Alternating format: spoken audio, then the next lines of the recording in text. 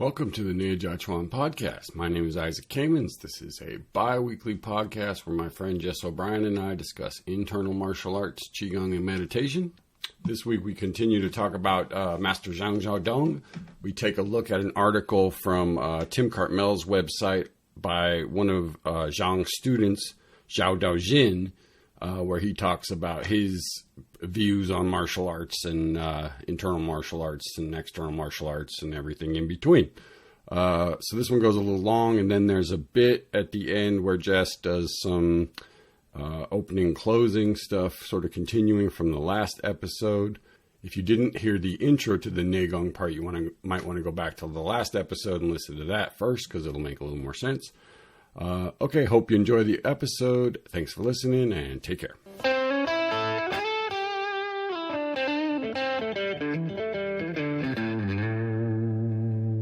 I think the next thing we wanted to look at was one of Zhang's students wrote an article, or there was an interview with one of Zhang's students, a guy by the name of Zhao Daoxin. And so we wanted to pull a few quotes from that article just to give a sense of what training was like with Master Zhang. So Master Zhao, I don't know much about him. He's clearly a younger generation. So he would have been that same age generation as Liu Hongzhi, probably from, born at the turn of the century, or maybe even later, because Zhang Zhaodong lived till 1940. So this guy could conceivably have been born as late as 1920 or something like that. I mean, the only dating I can give you is from the pictures, and there are pictures of Zhang Zhaodong as an probably 60-ish-year-old man with Zhao, and Zhao is maybe in his early 40s, something like that. So he was that second generation, probably after Han Musha, right? So Han Musha was his first generation of students. Okay, so this guy would be probably one generation younger than Liu Hongzhi then. But he sounds like a very ornery, crusty old hardcore martial arts. I mean, yeah, I love it. He starts off just ripping on modern wushu. Yeah. It's like everyone complains that modern wushu is just flowering forms, but that doesn't mean that they themselves possess true Kung Fu. So he's as critical of modern wushu as he is of traditional. He says the wushu from the modern institutes neglects the fighting side, while the traditional wushu, they just talk about fighting. It doesn't mean they really got it.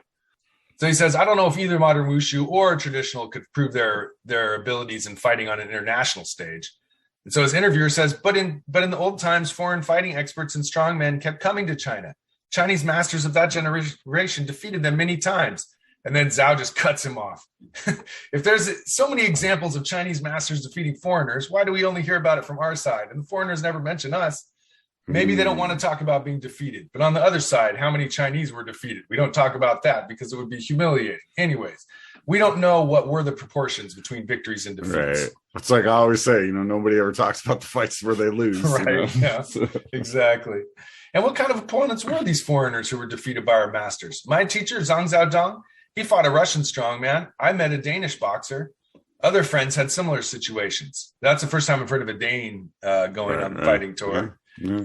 But everyone was in on it. Like, it sounds like it was a real business model. You send your boxers and wrestlers to China to fight.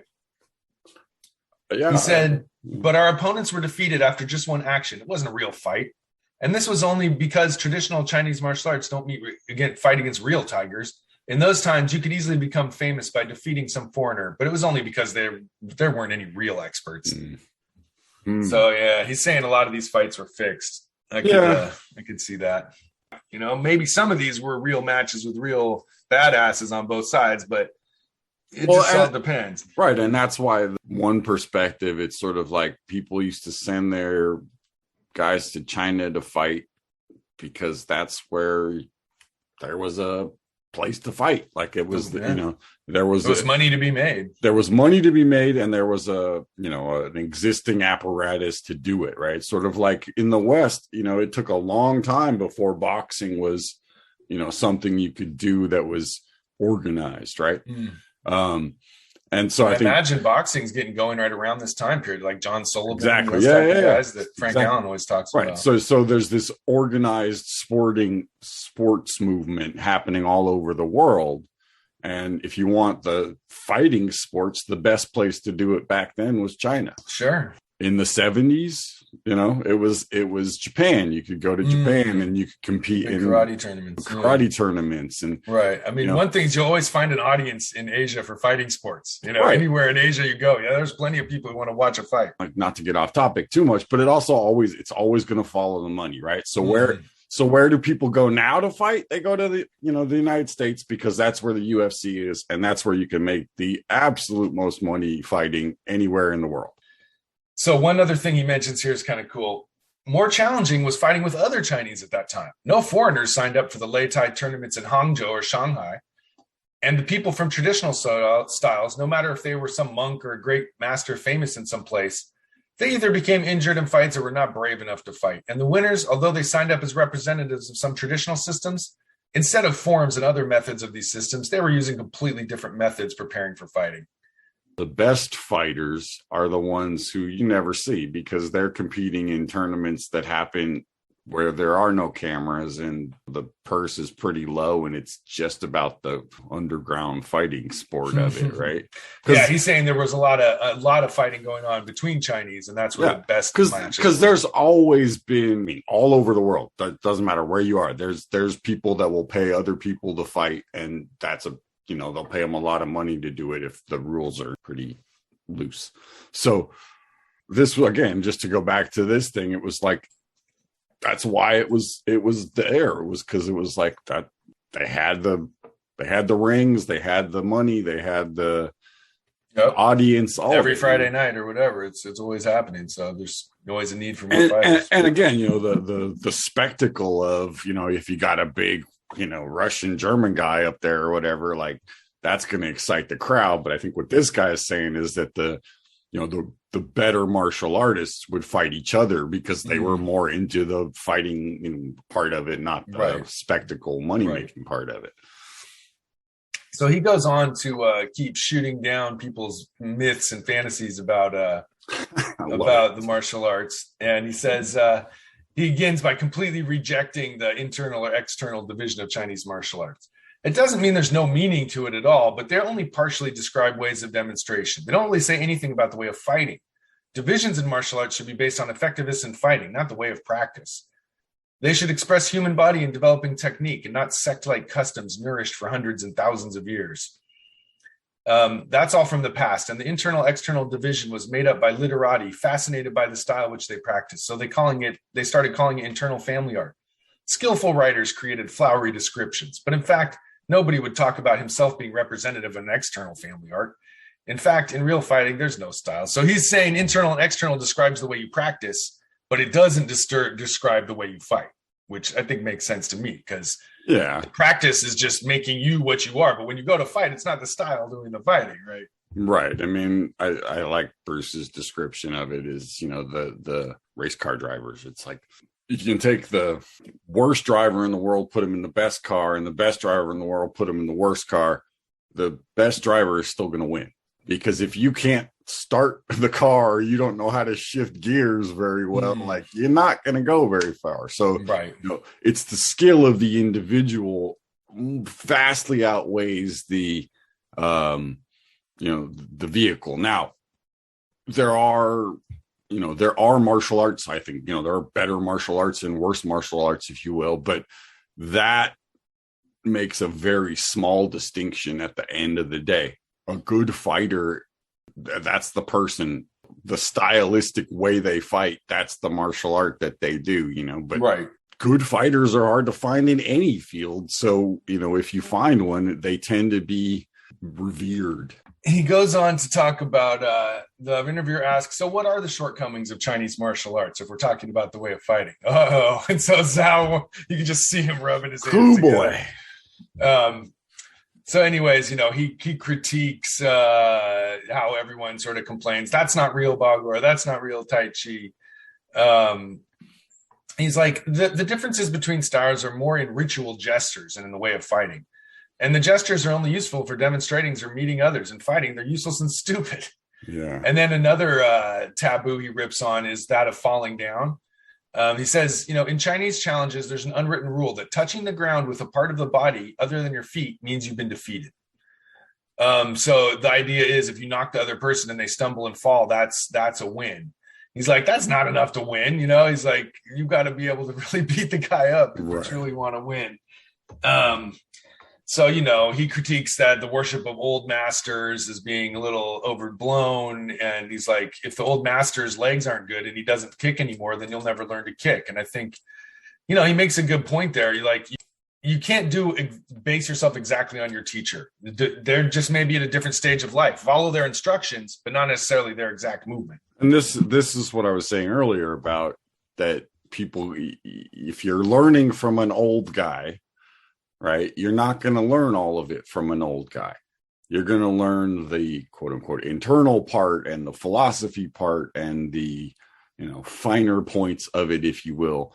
But you're going to need to find what they would refer to as a young master out there who can still kick, you know, or kick ass, right? And do all of the physical stuff to show you the physical stuff, right? Or it's just not going to happen. Like, ideally, you'd get both: someone to train with hand to hand, and someone who can give you the finer points, sort of coach you up.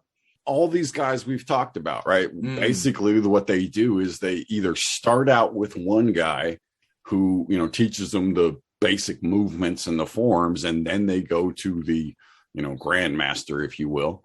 Or if they get real lucky, they meet the grandmaster first, like Zhang Zhao meets Dong Haichuan, and then, you know, the grandmaster dies and they end up, you know, spending most of the time with the young master after that.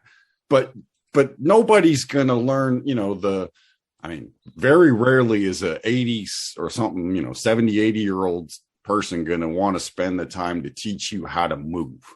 Right.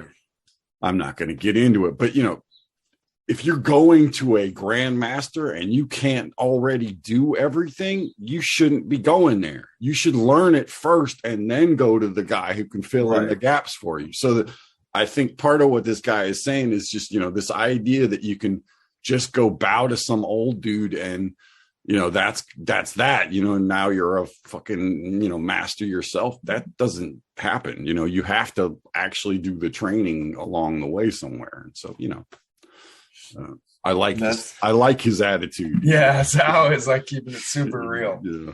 And I have a feeling this comes from Master Zhang Zhao. This is the philosophy and approach that Master Zhang took of no bullshit, you know. Most of what I've read or, you know, seen from his students is there is almost always a very direct kind of attitude of, you know, like, don't, you know, like fuck around with all this flowery stuff. Like, just get to the, and I think that comes from the fact that he was at his core, you know, even before he did Bagua, he was a Xingyi guy. And so he had that, you know, sort of thing of, you know, it doesn't have to look pretty to work well, right? And when you're in the security business as a quote thief catcher, like your number one goal is capturing violent criminals. You know, you've got a pretty, you know, harsh attitude at that point. You can't it's not for fun. Yeah, that's a much more impressive, I think, resume than I beat up a foreign guy once. Right.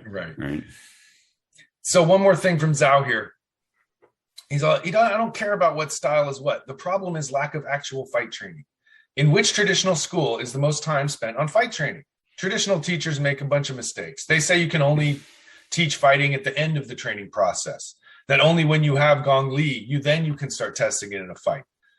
Then secondly, they say when you become proficient in Tui Shou and other exercises with a partner that resemble fighting, it means you've developed fighting skill. Neither of these things are true. Of course, it is difficult to introduce hard fighting during training. Nobody wants to go to work the next day with a swollen face and a bruised leg. But if you want to achieve high level in martial arts, you must. Yep. So he's just like, no, you have to get beat up.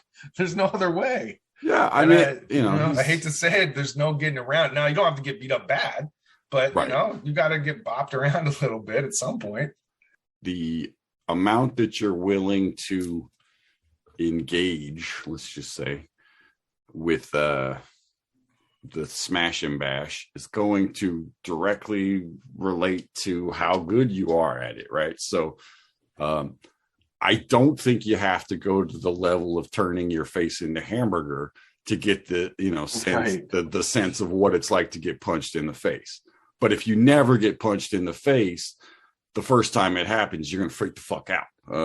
Bruce's line about, you know, spar till you win more than you lose, right? That if you get hit in the face enough, thrown on the ground enough, kicked enough, like you stop being afraid of it, and it's not going to freak you out if it happens. Right.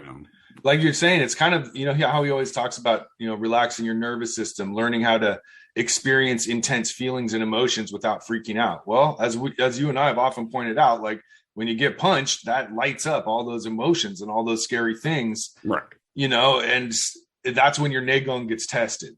And I think for a lot of people, it's not needed. You don't need to get beat up, but you do need to be tested somehow. You need to be shocked. You need to be scared. That's when your skill as a martial artist really is tested, right? It's not when you win. It's when things don't go your way, and you start getting the stuffing kicked out of you, and that's when it's like, okay, I have to learn from this and not just throw a tantrum, right? Right.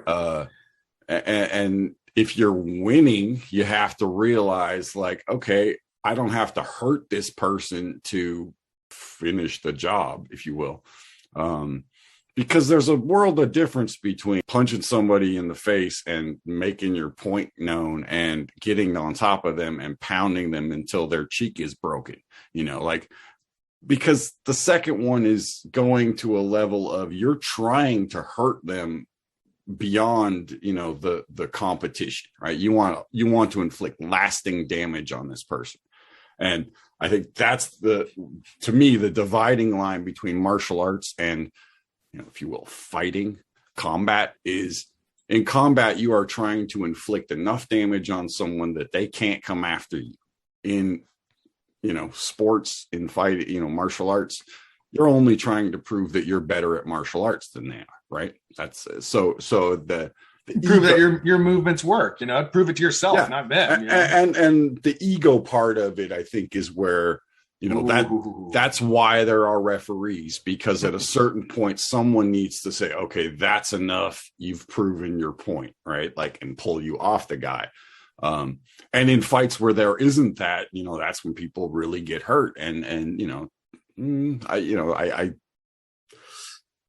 you're going to fight on that level, join the army, go to somewhere where there are wars in the world, and, you'll find people that want to do that with you. You don't need to take it to that level. Right. There's only a few who need to go that far. You don't need to inflict that on your relatives and your friends. Like, that's, so as one of the, just one more thing that this idea of, martial arts versus sports versus fighting, those I think what he's saying is, that martial arts for the sake of, tradition, right, aren't the same as martial arts for real fighting. And it's, you should know the difference.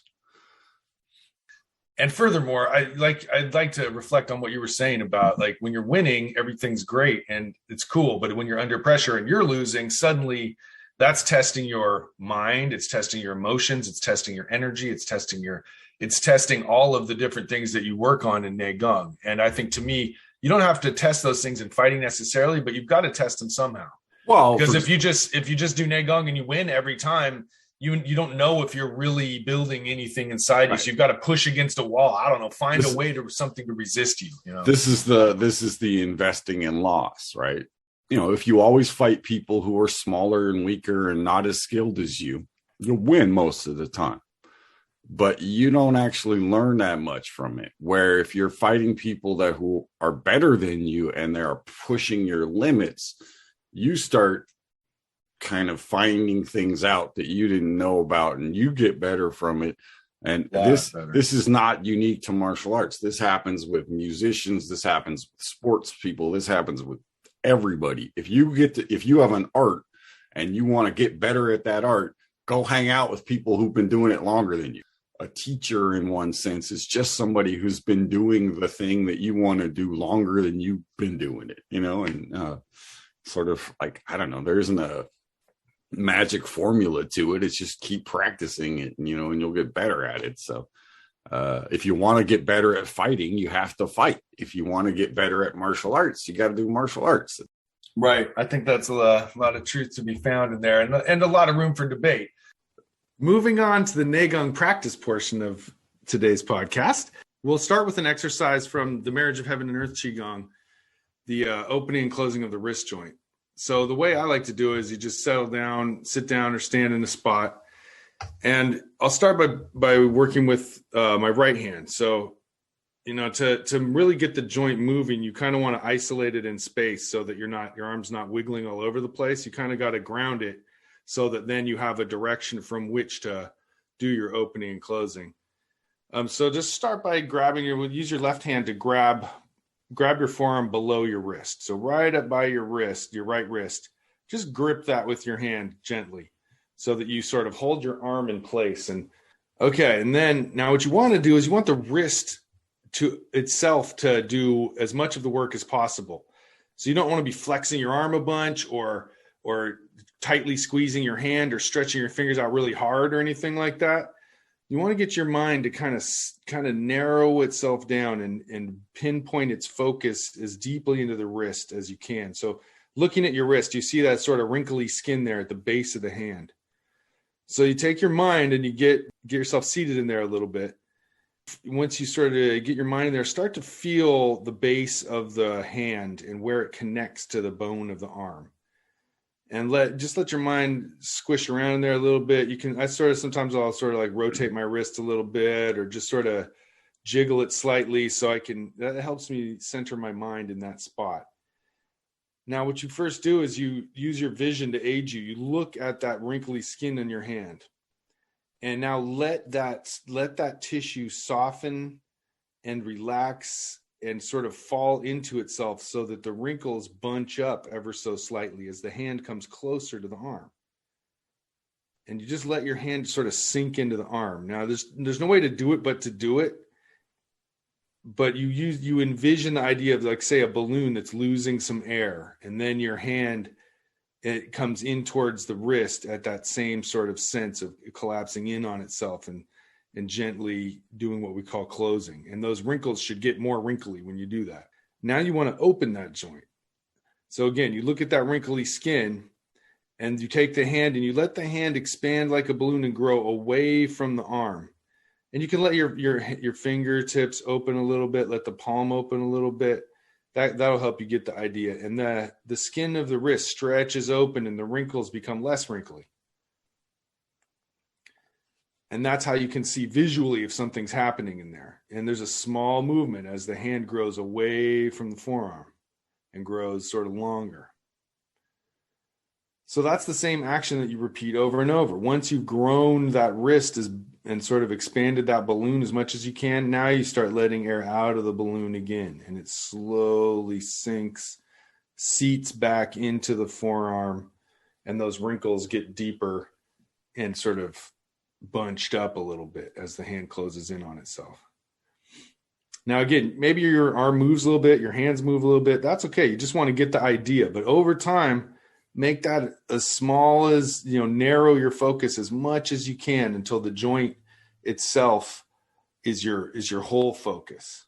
And there's less and less muscular action driving that opening and closing. So once you let the hand expand again and grow away from the arm, you'll see the skin stretches out and becomes smoother again. And right when you hit the peak, you can kind of get a little bit of a rhythm going. Once it grows to its maximum and it sort of wants to shrink back, just let the balloon lose a little air and it sinks into itself. And there's sort of a heaviness that comes with that. And when that shrinks down to its maximum, let it go the other way again. Now you add a little awareness. You add a little air to the balloon and the hand grows out of the socket of the wrist and the skin smooths out in the wrist. And you'll know when you get to something of a maximum, let it just drift back and start to close again. And once you've done about 10 repetitions of letting it gently expand and grow to its maximum, slowly but surely, and then slowly close, the balloon lets some air out and the wrist sinks back into itself. So once you do about 10 of those, go ahead and switch sides and do it on the other side. And things to watch out for are a lot of movement in the arm itself, you want to go ahead and isolate that arm. Because if you move the arm and the wrist at the same time, you're not getting the benefit of just sort of, you're shutting down all your system except that wrist. So it's an example of breaking up the exercise. And then later you combine all the joints together in various ways. But for now, you're limiting yourself just as much as you can to this wrist and getting it used to opening and closing. And once it really gets that in it, it'll start to do that as you do all your practices, and to more or less degree. But so really isolate the arm, hold the wrist firmly so that you're not pushing your arm out instead of letting the wrist do its thing. Keep the hand pretty relaxed. And like I said, you can let the fingers stretch out if you want. And then later you'll get to pulsing the palm itself and the fingers and the joints of the fingers. But for now, just use the hand as just one big mass and it's a bit of an anchor that pulls away from the joint. And so let the heaviness of that hand sort of open the joint and help pull away from it by its own weight, and then similarly sink back into the wrist. But there's no action of the hand technically needed to get that wrist pulsation going. And once you got that feeling, go ahead and switch to the other side and take some time to pulse that one. And then you'll be ready to start transferring that work to the other joints of the body. Hey folks, Isaac here. Just a quick announcement. We have a Patreon-only episode coming out probably next week on Tan Shu Fa Shi, who was Liu Hongji's Buddhist meditation teacher. So check that out. Also check out the Instagram. There'll be some images up there. And if you got time to drop us a review on iTunes, it would be greatly appreciated. All right, take care, and thanks for listening.